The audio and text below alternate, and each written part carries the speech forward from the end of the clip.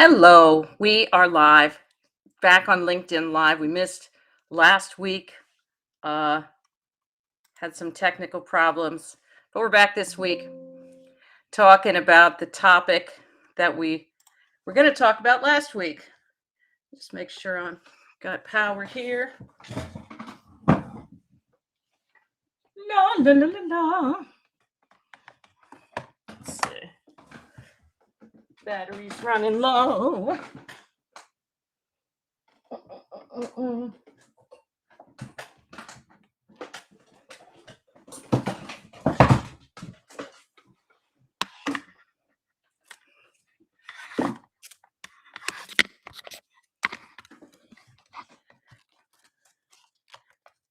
Nice.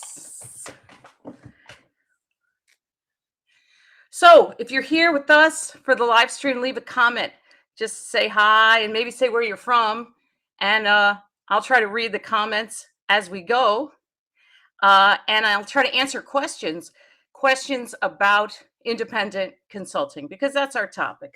Is independent consulting right for you? Is it something that you should consider or learn more about or get into? I'm going to talk about how to do all that and how to get started if you've ever thought about it, or if you've never thought about independent consulting, but maybe you're thinking about it right now. So yeah, we were supposed to talk about this last week, but didn't work out. We had technical problems. So now we're back. Germany, Munich, Willkommen. Hello from Egypt. Hello, hello. San Antonio, Cape Town, awesome. Norway and Florida. Wow. Getting around. Abu Dhabi, Toronto, India, beautiful. Texas, Argentina, India. So happy to see you here. So yeah, we normally do LinkedIn Live on Thursdays at 1 o'clock Eastern time. Supposed to do it last week, but had a glitch. So now we're back talking about independent consulting. So please say hi in the chat. And also, if you have a question about consulting, I'm going to try to answer your question if I can spot it in the chat. And we'll save other kinds of questions for another time. Today, we're talking about consulting. So I want to tell you a little story just to kick off our conversation. Someone sent me a job ad about an hour ago, and they said, you got to see this job ad. And a lot of people send me job adverts, they call them in the UK. In the US, we call them job ads, job advertisements. And this one said it was, what kind of job was it? I forget. We'll say assistant project manager. And this is how the job ad starts. It says assistant project manager, and then it starts, the selected candidate will possess. And it goes into bullet points, this and this and this. And you have to speak ancient Greek and have a taxi driver's license, and you have to do all this stuff. Hang on a second. This is an advertisement. It's a job ad. The selected candidate will possess. Okay, so there's so much wrong with this job ad, I almost don't know where to start. But I'll start and say the first thing is you have given the candidates, the talent population, no reason whatsoever to take the time and energy to apply for the ad. None. Because you haven't told us why anybody would want this job. You haven't even told us anything about the job except the job title. Who's going to apply for this job ad? The selected candidate will possess. You've given us no reason to be interested in the job. Now imagine that you were managing an apartment building. Imagine you worked for a real estate company, a property management company, and there's an apartment building that you're responsible for, and someone leaves, one of the tenants leaves, and there's a one-bedroom apartment available. And imagine that part of your job is to fill that one-bedroom apartment with a new tenant. So you're going to run an ad. You put it on apartments.com or wherever, and people will respond to the ad, right? And imagine if your ad for this one-bedroom apartment said, one-bedroom apartment available. To rent this apartment, we require 3 months of pay stubs and a salary or wages 3 times the amount of the rent. You went right into what they need to bring instead of showing pictures and explaining it's a great apartment. It's got a sunny windows and a big closet and a new kitchen. Who would do that? Nobody would do that, because they understand they're trying to sell something. They're trying to sell the availability of a one-bedroom apartment. And so they're willing to sell. They're willing to tell you what's good about the apartment. There's a lovely plantings in the courtyard and it's quiet, whatever. Avail tons of free parking.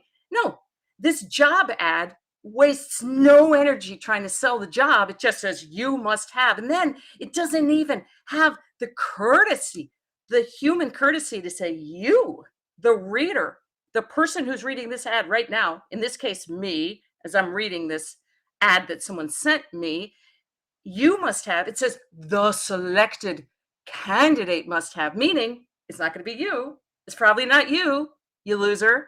It's probably not you, the selected candidate. I'm gonna fly right over your head, your sorry ass, and talk to somebody else. But literally, when you write a job ad that way, speaking to nobody, be like trying to sell a car, a Toyota dealer saying the person who drives a Toyota won't be you, to all the people flying by on the freeway looking at this ad. It's insane. It makes no sense. And it's hostile and it's stupid and it's bad business. And the reason I bring up this ridiculous job ad is because there is a mindset out there among, sadly, a lot of organizations still in 2022, when we're talking about a war for talent, and you Google the search term talent shortage, you get like 70 million search results back. It's a real thing, but they still say the selected candidate will possess. Like, what is wrong with you? Why would you ever put those words to paper or the screen?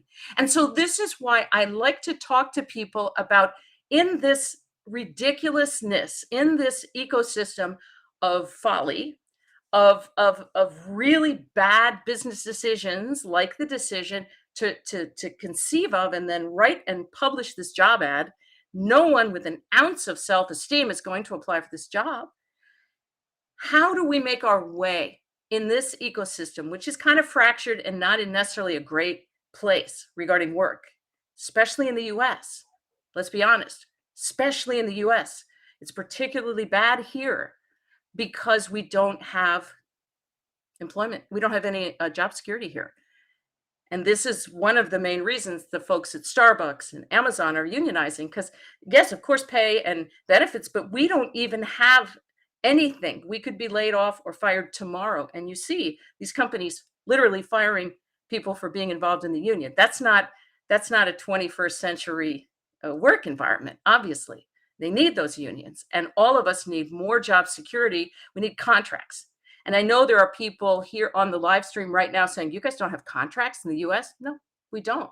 Since the 1870s, when the robber barons, as they're called, the big industrialists, got their friends in Congress to pass a set of laws, and there were court decisions that established a doctrine called employment at will. It means you could just be fired at any moment. They don't need a reason.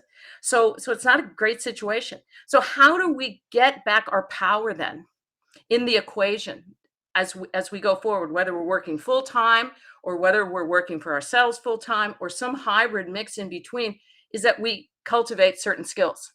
And those are the skills that I teach.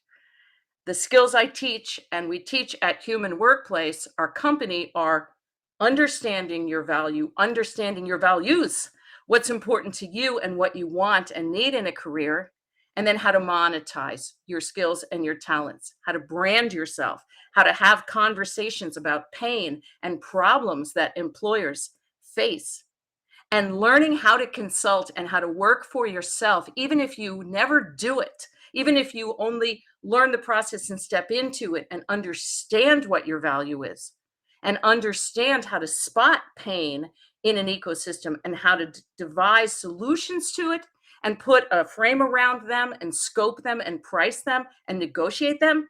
Invaluable. So that's the little prelude to our conversation about consulting, independent consulting, that we'll be doing here for the next 50 minutes or so. I'm going to take a quick break and look at the comments, see if we have any questions about consulting that I should take a moment to answer. Jerry, employers believe they're in control and they believe you would be lucky to be hired. Some do, right? Some do. We see that.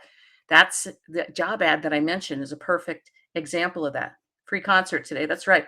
Michael, you want a song? You have to tell me then, Michael, what song you want, and I will try to sing it. Hello from Houston. Wonderful to see you, David. Uh, British Columbia, genius. Brilliant. Mombasa. Okay. Let's see. Questions about consulting. Dennis from Ghana. Hello, hello, Madase. Dennis for joining us.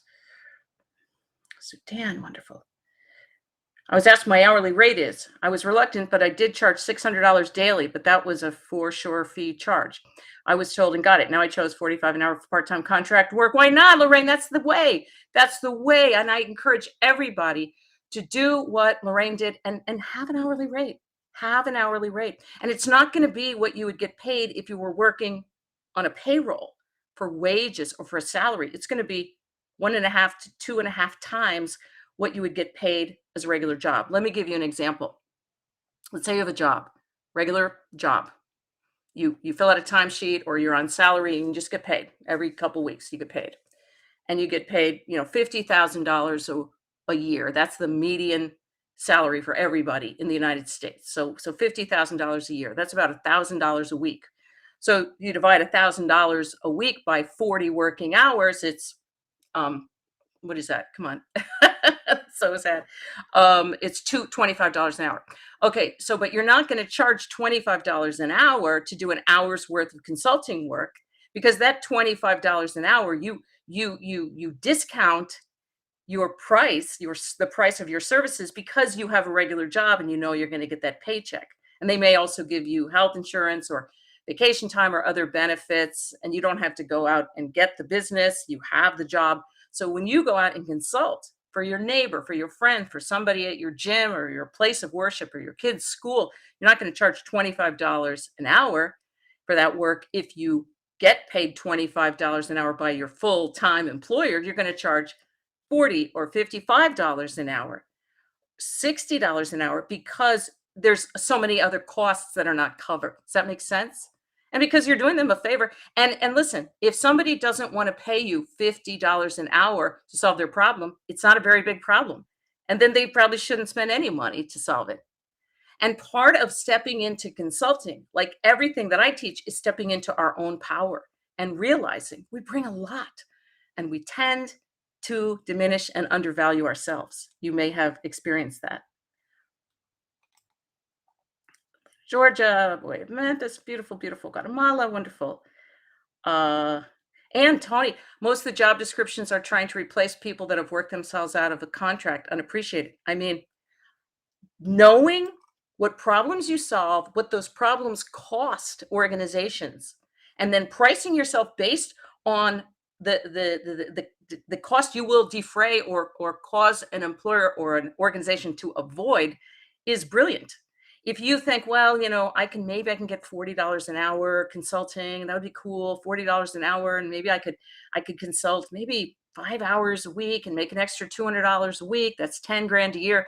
That's one way to think about it. But if you conceptualize your consulting as the solution to a concrete problem that you understand very well, like a small business that doesn't have its books together and doesn't know how to get its books together and doesn't know how to set up QuickBooks or how to set up a chart of accounts or any of that. Or if it's, HR, you can work with companies that don't know how to recruit and don't know how to set up a process, and you could do that for them. Then you say, well, what is it costing them not to have that process? They literally can't recruit, and they're probably out of compliance with numerous employment laws. So now it's a package. It's not $40 an hour. It's a package. It's my get set up with recruiting package, and it costs $3,000. And it's a bargain for them, but that's equivalent to, what did we say? I forget what hourly rate, $40 an hour. That's a lot of hours. You don't necessarily have to put in the hours. Once you've developed the process, you can deliver them that process by plugging in their facts and their information to your model. Does that make sense? You can see I'm a little bit excited about this concept because I want everybody to have an entrepreneurial mindset, even when we work full-time for somebody else. I'm not saying quit your job and go be a consultant, although if you want to do that, it's a wonderful time to do it. I'm saying have the mindset, the entrepreneurial mindset to look at every kind of work that you do from a consulting viewpoint, through a consulting lens. This is the problem I'm going to solve. Here's what it costs. It doesn't do you any good to quit your job and become a consultant if you still end up in the same rut, in the same place. Here's what you do. I want you to do this stuff, and it's got to be done by Friday. Then you might as well have kept your job. Consulting is you saying, here is what I can deliver for you. Here's what it's going to cost. How do you approach people who won't even admit to themselves they need consulting? That's a genius question. Genius question. You go softly and you start a conversation with them about the most common problem or pain point that people in their situation run into. Okay. So let's just say I'm talking to somebody about leadership development, a huge problem in virtually every organization, and they usually will admit it. Like we don't have a bench. What they call a bench comes from sports. We don't have the next leaders ready to step up. And he says, "Oh, it looks like you got a great operation going on here. You must be so happy." Yeah, well, there's always issues. I mean, I wouldn't be surprised if you're running into the bench thing, just having that next generation of leaders. A lot of our clients are. Oh yeah, we totally are. That's a big problem for us. They admit it, Charles, because you're telling them it's normal. It's fine. It's of course it's growing pains. It's nothing wrong. It's just that's what happens when you get to this stage in business. Just started part-time consulting in bioinformatics. So genius, Praneet. That's wonderful. Any advice on things to consider before starting my next gig? Framing, Praneet. Before you start your first consulting gig, I mean, I want it to be like pristine. In other words, scope. Here's the client, a person, not a committee. One person who will sign that contract, Praneet. One person with their title, and you say, here's my understanding. This is the scenario that I heard. I heard you're doing X, Y, Z. I heard you need this, this, this in bioinformatics. Here's the deliverable. Get it down. So it's not amorphous and ephemeral, and we don't really know when the project is done. This is when the project is done. Here are the milestones, if there are any. If it's a flat fee, it could be a flat fee, but then you have to be vigilant about what they call scope creep, where the client says, well, I just want you to do this and get on this meeting, have this other call. If it's hourly, it's hourly. A lot of people in your situation would do, here's an estimated cost. Maybe it's $18,000, whatever it is, and an additional fee, whatever, an hour for additional meetings beyond the weekly status calls outlined. I mean, spend a couple of days on that process of outlining and framing that thing to a T, because that's how you learn.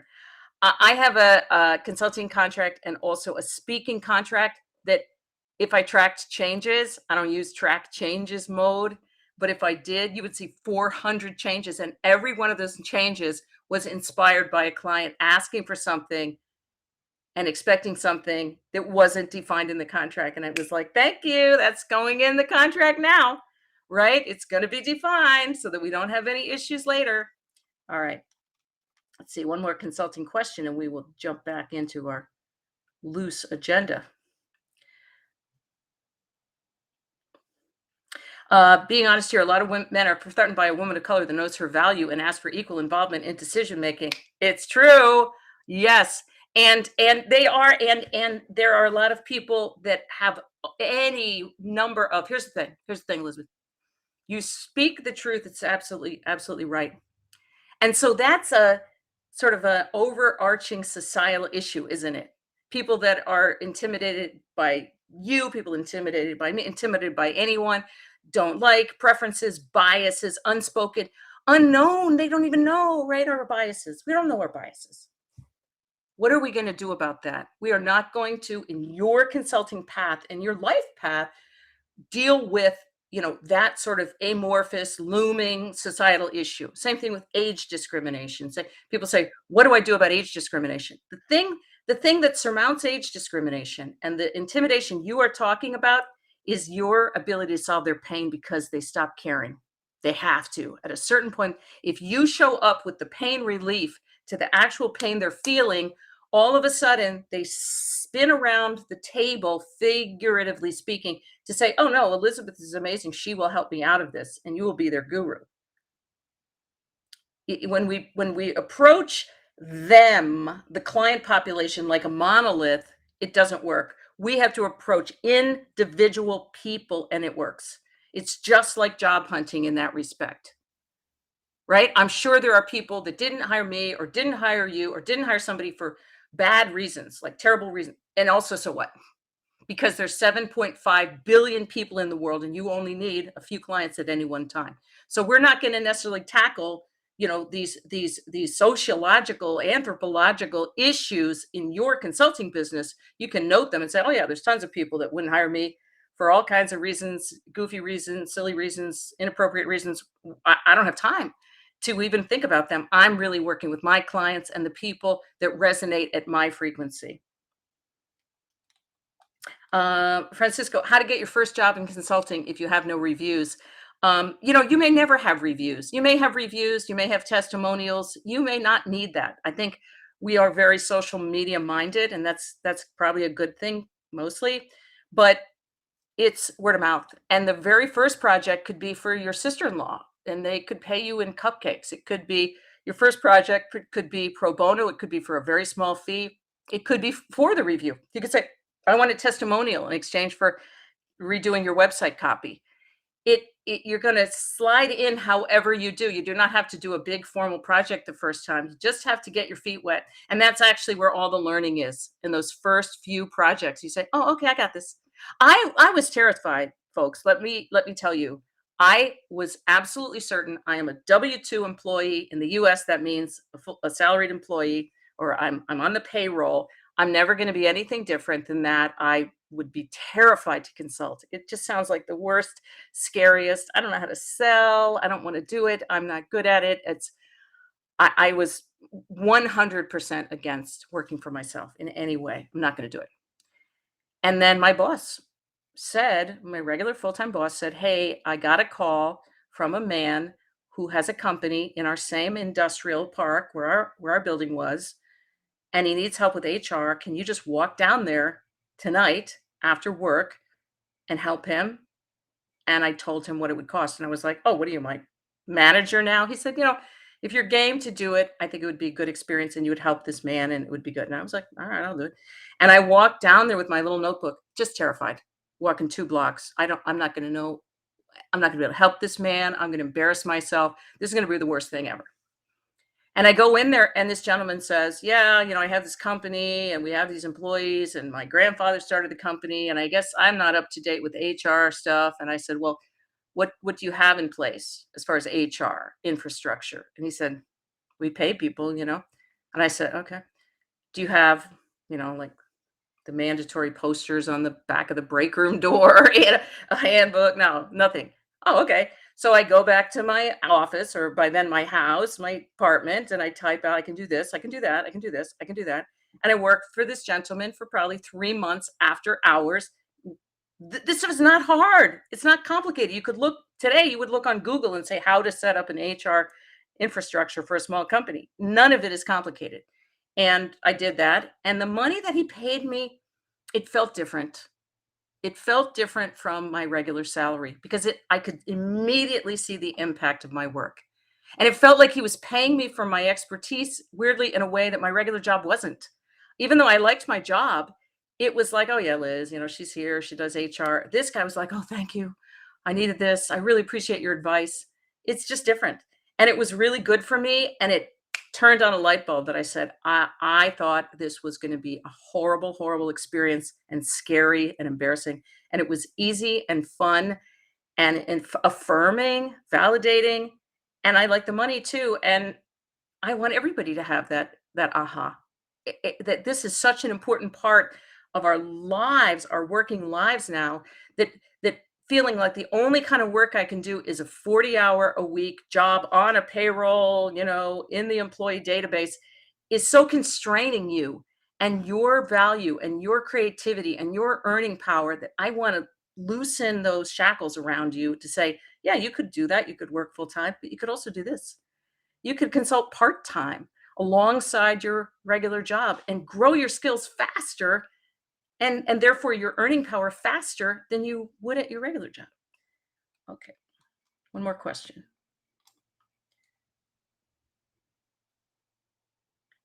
How is it possible to run a consultancy alongside a full-time job? Time management, and we need that in our lives anyway, right? And deciding really what you want to consult in. If you're doing a full-time job and you're consulting part-time on the side, like nights and weekends, you're going to be choosy about the consulting projects you take on. And you know what's going to happen when you get choosy? Your rate's going to go up. Your rate is going to go up. Virtually every consultant starts out underpricing their services. It's normal. And then over time, they say, "I'm not charging enough," and it goes up and up and reaches a more reasonable level where you do an hour of work and you feel like, "Okay, I was compensated appropriately for that hour of work." That's the normal evolution. And you know what? It's growing muscles in yourself. It's not just a business thing, it's a personal development thing. And I'm really big on that. Okay, so let's talk a little bit more about how you would get into consulting if you haven't done it before, and then I'll answer some more questions. So, the very first thing, if you think about maybe I would consult part time, or maybe eventually full time, or maybe I'll consult full time right now because I'm job hunting and the job hunt isn't going that well, and maybe I'll make some money consulting. The very first thing to think about is not who am I? What are my skills? That's the mistake consultants make. They say, I have a degree from, Harvard and I have 10 years of experience. No one cares about that. I mean, it's weird because employers, when they're hiring, will get very snobby about degrees and years of experience. But clients say, well, what can you do for me? And they'll judge what can you do for me by do you understand what I'm going through, what I'm living through. You've got to define a specific type of pain that you can solve. Doesn't even mean you've solved it before, but you have to understand it. And this is what I recommend to new consultants. Think about your own background, think about what you're good at, what you like to do, and where is there a need in the marketplace? Where is there a need? So it doesn't have to be anything super technical or with tons of functional history. Here's the other thing, it doesn't have to be expert level help. People think, I can't consult, I'm not an expert. I've only been in the full time workforce 2 years. That's plenty. All right. That's 2 years more than you needed because young people, every single young person I meet has an extra business card, right? I don't even know if employers still give out business cards like they used to because we're not getting together in person as much as we did. But all of these young people have a business card of their own.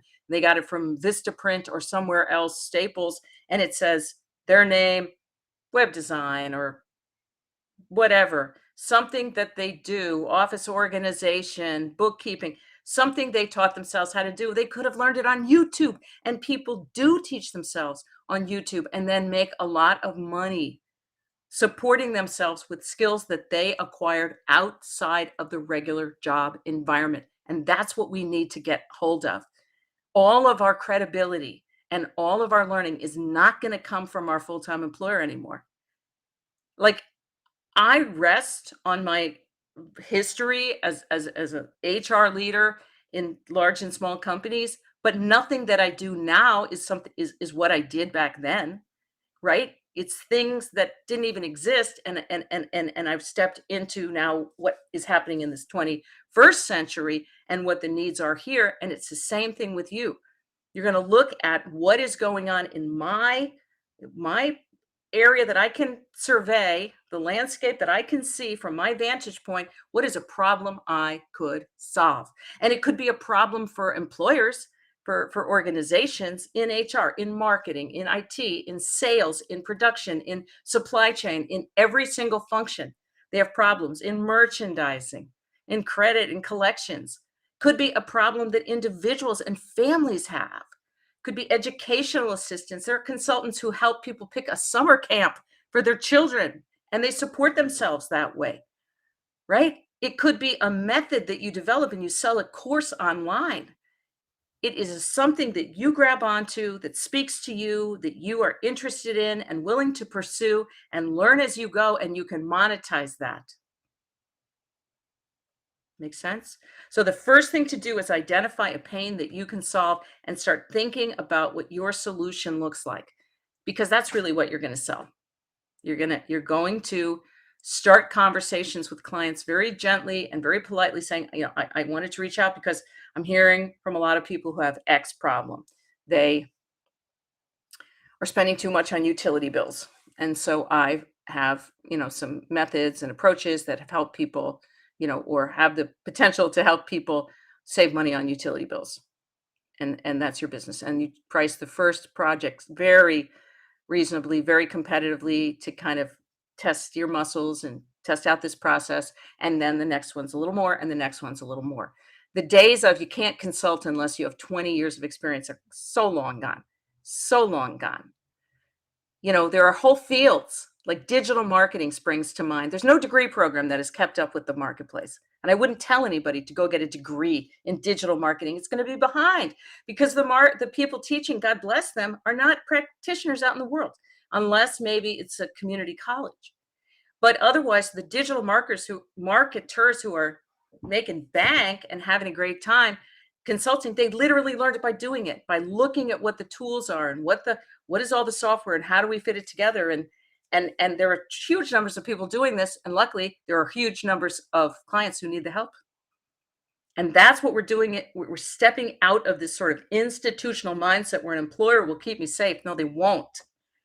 God bless them. No, they won't. You will keep yourself safe by growing your muscles and getting stronger. What I say is that the old-fashioned workplace where you had a job, I'm old enough to remember my dad had worked for one company from like a month after he graduated from college until he retired. That's pretty unusual nowadays, other than maybe a government job. That's very unusual. People not only have multiple jobs, they have multiple careers. And so this idea of this fixed, monolithic career with an employer it's breaking up. Like the glaciers are turning into ice flows and going off on their own into the ocean. And you're sitting on an ice floe and it's actually getting smaller and smaller. So what are you going to do? Jump into a canoe and start paddling. And that's what this consulting is. It's getting better at dealing with the world as it is and as it is becoming, rather than clinging to the old world where I'm going to get in with a great employer and I'm going to be there 10 years. I mean, the data doesn't support that. And that also doesn't make you stronger. It kind of makes you weaker, because the more you lose touch with the outside world in this idea of selling business and selling solutions and looking for pain and talking about pain, it's like anything else. You don't work out, your muscles get weak. All right, let's take a quick break and look at questions. As an acting coach who is often asked to work with corporate clients, this can all be quite daunting. It's a mindset thing, Catherine. It's our training for however many years, decades. No. You don't go out. Try one. Say, yeah, I'll do it. Here's my terms. I'll have an introductory meeting and I'll do 3 coachings and I'll charge this. It's stepping through fear. That is the only thing that makes us stronger. And every time we do, it's like, oh no, right? It's like stepping out on stage. Any performers here, I'd love to hear from you, because there's that feeling, this is so scary. I don't want to step out on stage. And then you step out on stage and there's 1 second of absolute terror. And then you're like, oh yeah, that's cool. Let me sing my song. Okay. Thank you, Elizabeth. You rule. Me to consider. Yeah, no business development on the live chat. That's cute though. Applying to serve on a citizen board for my city. Lots of variety of exposure to my very current problem and local networking context. Thank you, Mark. This is exactly the thing. Sitting on a citizen board, okay? Volunteer assignment, civic duty, helping out, getting involved, jumping in there, jumping out there, really, into the fray, into the people and the issues, and you're going to learn, you're going to meet people. Everything is getting bigger. Your flame is getting bigger. You're feeling more like I am in this mix. I am in this city, and the consulting conversations just flow very easily at your kid's school, at a volunteer thing that you're doing at the art museum or the homeless shelter, or absolutely anywhere. It is stepping out of our box, right? If you feel like you're boxed in, and most of us do, especially after this pandemic and all of this awfulness we've been through, start by changing up your routine. If actually thinking about consulting and work for yourself is just way too scary right now, try a different dish for dinner. Vary up your menu, your rotation of dinners or lunches. drive home from work a different way. Step out of things. Try a different playlist if you listen to Spotify or whatever. Change your music, change the inputs. Change those small things and it'll become easier and easier to change big things. That is my advice. Okay, let's see. The money feels so different. How about it, Amber? It just feels different. It's like this is the money that comes from me going to people and saying, "I think I can help you," and they say, "Yes," and then I do, and it's like an electrical current, right, Amber? Like, zzz, like, and whereas at work, it's like, "Okay, yeah, we have a meeting at 10 o'clock." It's fine, and we rely on those full-time jobs, we need them, but it's rare to get that real a lightning strike, and in the consulting, it happens all the time. And if you have a client that is sucking away your energy and it's not a good match and you don't feel valued and you're not going to work with them again. And that's a great feeling. They say, "Amber, are you free to help me with?" "Oh, I'd love to, but my schedule's totally booked until, let's see, November." And so you have to write and tell me when you do that, Amber, unless you do it all the time. Um, the time management is the most challenging for me. Indeed, it is. Time management. I recommend that in your calendars, it's a lot of times tiny. It's hard to write in all the stuff you have to do.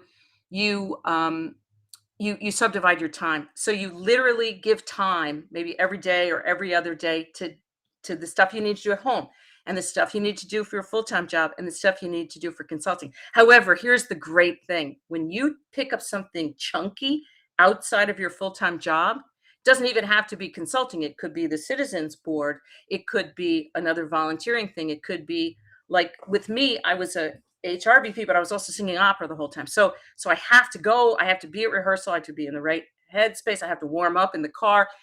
It makes you better at your job because it means, oh, you have to do this job and I have to do it in the hours I've got because I don't have the luxury. You know how sometimes in office jobs you stop in the office at 8 at night or you're still there at 8 at night and there's people just like eating their dinner because they had Chinese food delivered and they're just doing their job. They have allowed their job to like use every waking hour. And it's not healthy. And there's no boundary. And so they don't have any pressure to do anything because I'll just do it later after everyone goes home. I'm not judging. We're all trying to get through the day and it's not easy. Okay. But when you have something else going on, like a consulting business at night, you're crisp at your job. People say, "We're going to have a meeting." You say, "No meeting. Let's do an email." Because you understand your time outside of work is at least as valuable as your time inside of work, if not twice as valuable. Okay. One more question. This is beautiful. I have multiple business card templates and customize them considering who I'm talking to, right? Because it's just a Word doc. You can change it at any time. How do you value your own service? Okay. Very quickly, I'm going to give you 3 ways to value your services. Okay. The first one is based on if it's similar to the work you're doing for someone else, for an employer right now, then you can, one metric or one baseline is to value your time based on that. So, like we used an example, you're getting $50,000 a year salary. That is $25 an hour. If you boil it down, roughly 2,000 working hours a year, $20 an hour, $25 an hour. You're going to, like, say, double that, close to double that. $50 an hour is a good baseline. So if I get $50 an hour for consulting, and you might have a minimum. Like I even told my kids when they were babysitting in high school, you have a minimum. You're not going to somebody's house and they run to the grocery store and they come back and pay you $10. No, there's a minimum. Come on. It's your time. You gave up another babysitting job. They don't get to decide on the way to, what they thought was important, that it's no longer important and they head home because your time is valuable. When they were 15, I was on them, like you do this. And so you have a minimum. Let's say it's 4 hours. So if you take a consulting job, it's going to be $100 for the smallest little interaction because things cost money today. Every bill is going up for everyone who has a business, obviously, right? Supply cost is going up. Utilities, everything is going up. Your stuff has a cost too. It's not free. It's not even close to free. So that's one way to price your services. A second way to price your services is what are other people getting paid for the same kind of work? And you can Google, what do marketing communications consultants get paid to write press releases? What do software QA testers get paid? Consultants, and you find rates there. And then the third way is this idea of business pain. If you can identify the pain that you solve, I will, in my work, I take families, individuals, couples, families, mementos. I digitize their photos and I put them into virtual binders and I make prints of certain ones. I'm just coming up. I don't know if this is viable or not, but this is just an idea that popped into my head. And I call it treasured memories. All right. And this is what I do. And with this much data, it's going to cost this. And people that want that, that's a pretty rarefied service, not something you do for, if you have no money at all. So, your minimum price is $2,000 and it goes up from there. Right? Or if you're a wedding photographer, you don't say my hourly rate is X. You say we have the packages, we have the primrose package and the blossom package, right?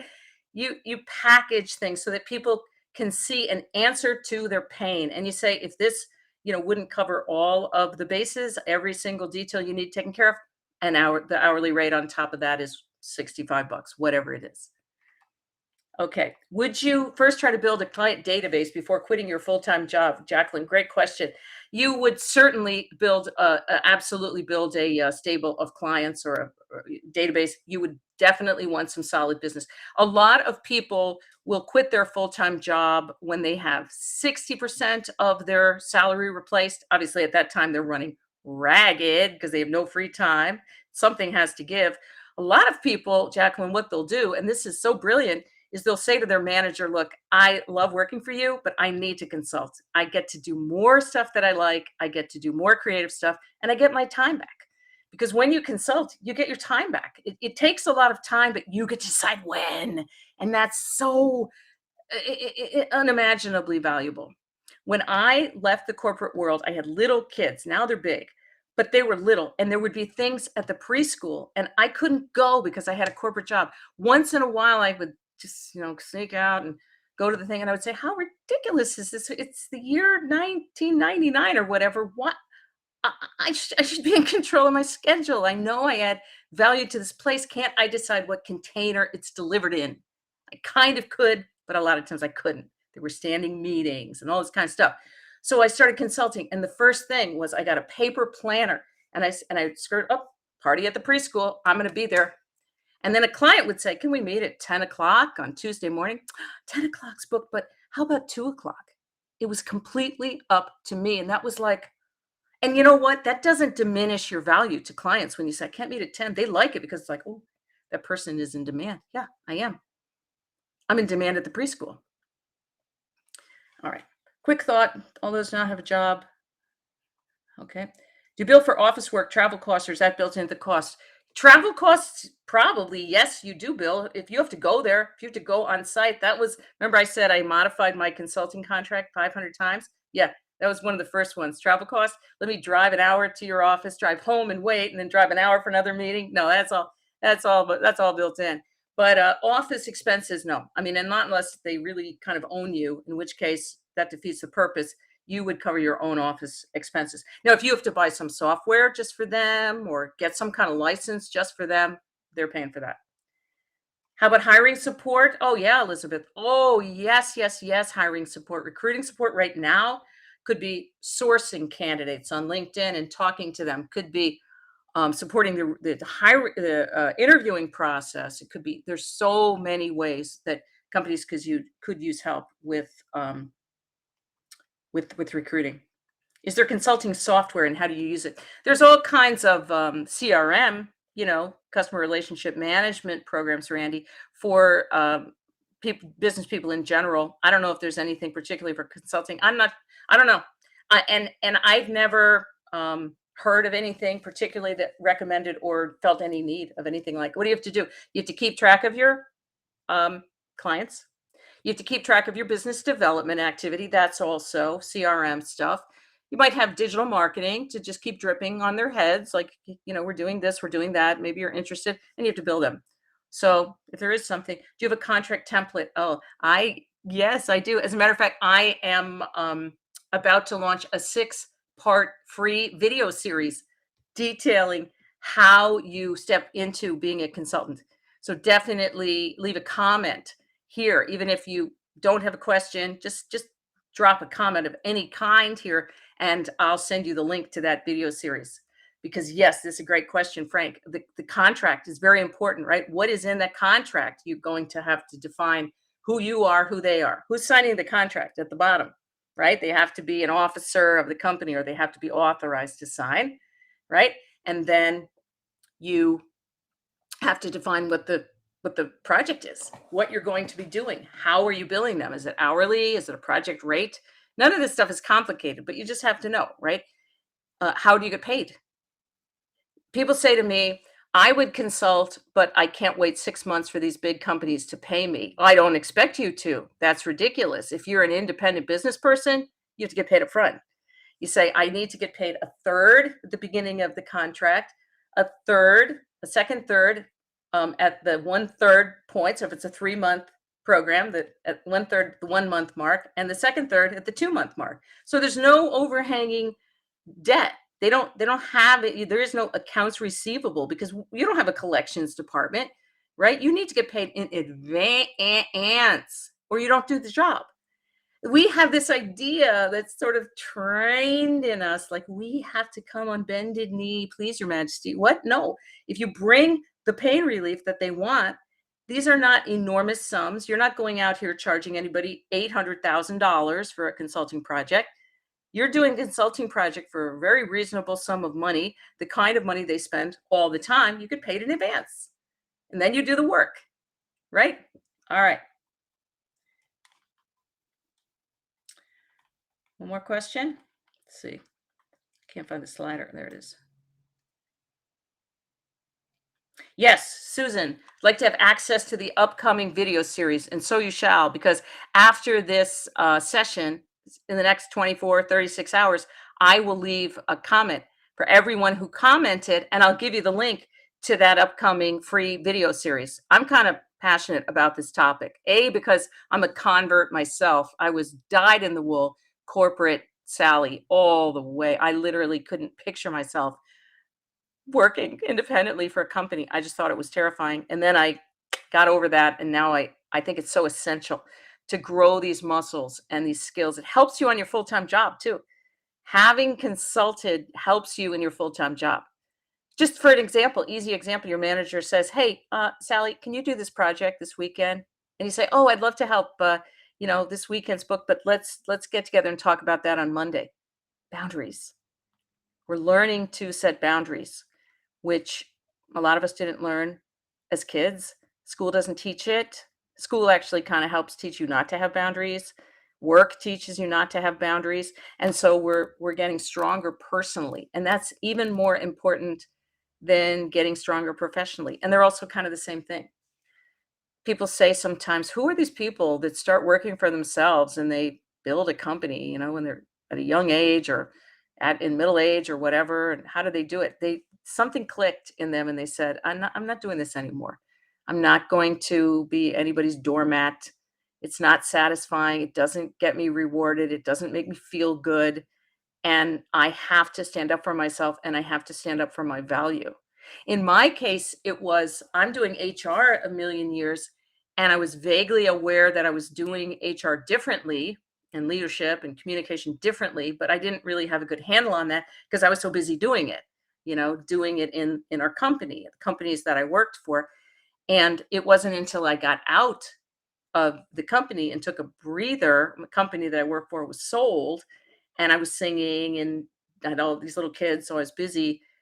And I said, I bet there would be people that would want to learn to do leadership and HR and the stuff I teach the way I do it. Human workplace is the way we do it. And then also people who are individuals who want to learn how to job hunt differently and how to grow their skills and grow their brand and their confidence and maybe start consulting and do all the stuff that I'm so passionate about and where my experience is. And that's why we started the company. And you're going to have that same kind of like clarity about this is what I do, this is what I love, and people seem to have a need. Why wouldn't I start a company? Why wouldn't I? Just to do it, right? It's the one thing. Your company is the one thing. There's no performance review. There's no politics. There's no KPIs. There's no meeting somebody else's yardstick. It's all you. And that can be, as someone said here, a little bit daunting. It's like a white sheet of paper. What do I do? Just put one foot in front of the other. When I left my job because the company was sold, I went to Barnes and Noble, the bookstore, and I got a journal. Oh, I'm going to get a journal and write in it. I sat in the park with the journal and I was like, I don't know what to write. I have no idea what to put in this journal. I don't know what my plan is. I don't know anything. And you know what? That blank space, that confusion, fear that comes with it, it's good for us. At a certain point, if it's not threatening house and home, it's good for us because it causes us to think more broadly, causes us the openness, reinvention. It's scary, but it's also where all the learning is. Kind of interesting. Okay, let's see if we have questions down below here that we should answer.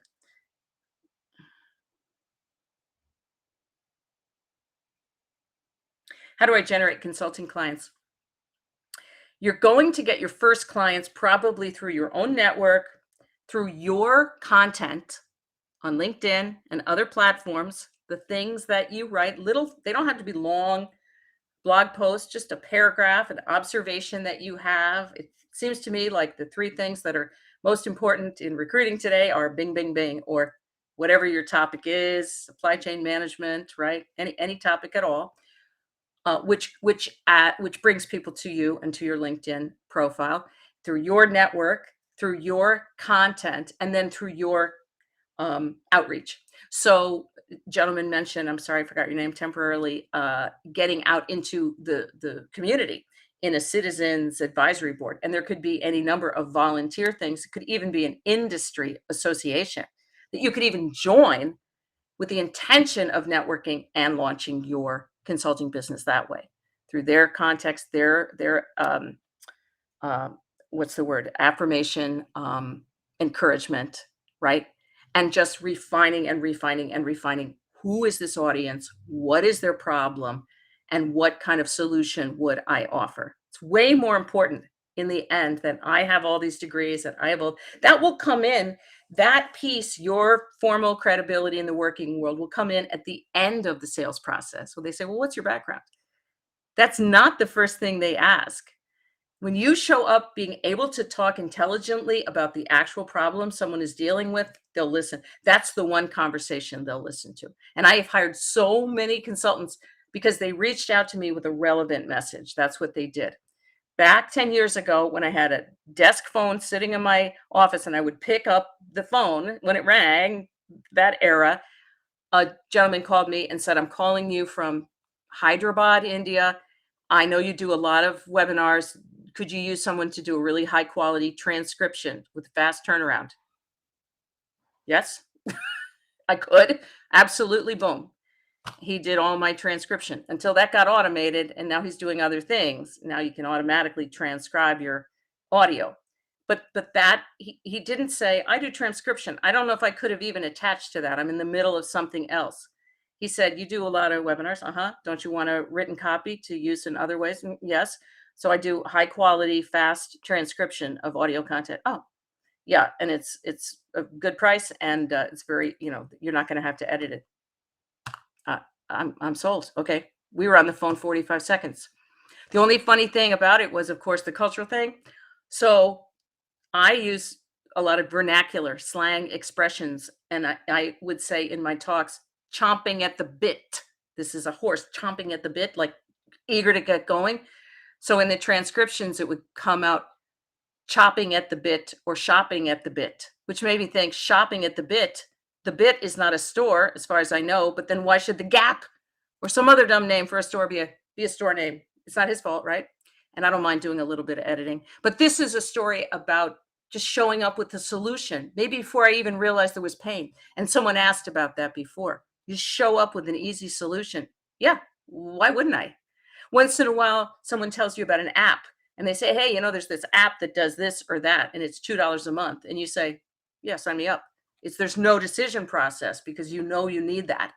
And it's that way. If your consulting solution is that obvious, if you have to talk them into the fact that they have the pain or they might have the pain in the future, you're done. They have current pain to deal with. They don't want to deal with future pain, right? You have to get a beat on that pain and then you create a solution around it. That's it. All right. We got about 5 minutes. Let's see if we have a question. Yes, Peter, it's important to set boundaries. An exit clause defining how you would separate from your client if all the agreement is not that needs to be defined. It's not a big deal. It's 2 sentences. Standard, Gina, in every contract, and it's termination clause. They have the right to terminate in XYZ situation, and so do you. Normally, it's 30 days written notice. That's all. Let's say you're doing a 6-month project defined to be 6 months. You don't want them to get the first 3 months of work and then decide, that they don't want the other 3 months and you underpriced the thing because you priced it. Then you just say, if you shorten the contract and terminate before the conclusion, then the price for the work I did do raises to something else. And I've done that before for writing.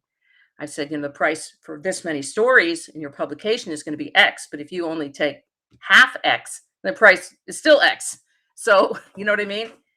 So it is really, at the end of the day, not the language in the contract. It's the process beforehand of setting the boundaries and saying, I've been jerked around before and I'm not going to be jerked around again. Okay, I am actually interested in your message, a little bit blocked. Helping previously disadvantaged people to get ready for the corporate world. Difficult to ask people don't have money to ask for, don't have any money, don't have a job to ask them for money. Absolutely. Me, you're talking about me, Sheldon.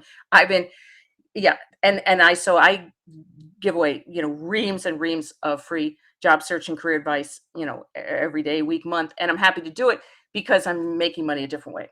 If you want to do that and help disadvantaged people to get up and going in the corporate world, it's absolutely great. And you're probably not going to get paid by them unless it's something very reasonably cost, maybe like some kind of group program, because we have to know our audience, right? So what was the first thing you wrote in your B&N journal, Liz? My Barnes & Noble journal from all the way back. It could still be blank. I don't know. I probably eventually filled it up. What happened was I quit the job. I left the job. I went to Barnes & Noble. I got the journal. I sat in the park. I had nothing to write. I probably went to get a cup of coffee, stimulate my thinking. Just a couple of days after I left there, I felt queasy, kind of icky. And that turned out to be our 4th child. So then I was pregnant. So it probably turned into a pregnancy journal. But in terms of consulting, what happened was I figured I would consult once the baby was born. I don't remember if I consulted when I was pregnant or not, but I reached out to a lot of people that I knew and just said, hey, you might have heard that I left this company and I'm around. And if you're free for coffee or lunch, I didn't mention consulting, like, let's talk about me consulting. That's too weird, but let's catch up. I'd love to see you. And sure enough, by the time he was born, he's in grad school now, but by the time that little one was born, I was carrying the little carrier to meetings about consulting, because I'm telling you, as much as people say, oh, there's a lot of consultants, the need is 10 times greater than the number of consultants that there are. We're not anywhere near saturated. I don't believe that any of these markets is saturated with consultants. And even if they were, you're different. Your approach is different. So I don't know. I don't know what I wrote, but maybe I could find out. Let's see. Sometimes setting boundaries might turn out to be a negative alternative. You know what? Was it Isaac Newton who said for every action, there's an equal and opposite reaction? Yeah, not everyone's going to like you setting boundaries, for sure, Kabir, but not everybody is going to like you anyway, no matter what you do or don't do. You got to set boundaries. That's how we get stronger. And someone will get very angry with you. Let them be angry. That's what the universe wants them to do today. That's their learning. They're on their path. You're on your path. If you decide not to set boundaries, then you're in doormat school. And believe me, there is no bottom. And I speak from experience. There is no bottom. When you go to doormat level 1, 2, -3, -5, and you're killing yourself and you're doing whatever anybody asks of you, it's not like they appreciate you more. It's not like they appreciate you more. People who only allow you into their life because you'll do everything they ask, they don't deserve you in their life. Not every employer deserves you. Not every client deserves you. Not every recruiter deserves to represent you. Not every friend of yours deserves to have you as a friend. And that's the truth. That's evolution. That's getting stronger. That's our personal process of growing our flame. Okay, I'm going to answer one more question. How do you manage the transition phase between the full-time job and the consulting business? Financial aspects, building client data. Oh, that's too long for my last question, but I'll tackle it in at the high altitude view. So let's say you've got about 60% of your income replaced. Let's say it's 100K income and you are getting 60K on the side in your side business, or you're getting 40, but you have promise of if you could do this more hours, it would be 60, 70, 80, right? And you say, well, I can't keep doing both of these. And actually the consulting is the arm of this, is the lane in this 2-lane highway that I got going on, my consulting, my full-time job. The consulting one is the one that's going faster and has more promise because the need seems to be unbounded, unlimited. And I can earn more money and I can own my own schedule, and I don't have to deal with the corporate politics and the KPIs and the daily metrics and the fear of losing my job, because in consulting, it's easier to replace one client than 100% salary if I lost my job. So I have to get out of here. Oh, I meant to say this before. Thank you for bringing this up. So they go to their boss, their current boss, and say, look, I love working for you, but I'm going to start consulting. It's a given. So the question is, would you like to be my client? Would you like to stay as a client of mine, maybe 20% of the time? And a lot of times they say, yes, let me go get approval. We'll do it because we already know you and we know what you can deliver. And it's actually going to cost us less to have you as a consultant than to have you here full time, when we don't always know, as amazing and valuable as you are, we don't always know that we can keep you busy. So now you just filled in 20% of your time with your current boss, who will now be your client, and you fill in the other 80% between existing clients and new clients. And that's the transition. You're going to set up an LLC or a little corporate thing. It's trivial now. It's $50 online, but come to my free video series. I get into all that. So you guys are amazing. Thank you so much for coming to this LinkedIn Live. I'm here pretty much every Thursday afternoon, 1 o'clock in the afternoon Eastern time, and leave a comment and get into my free consulting video series. I really want you to see it.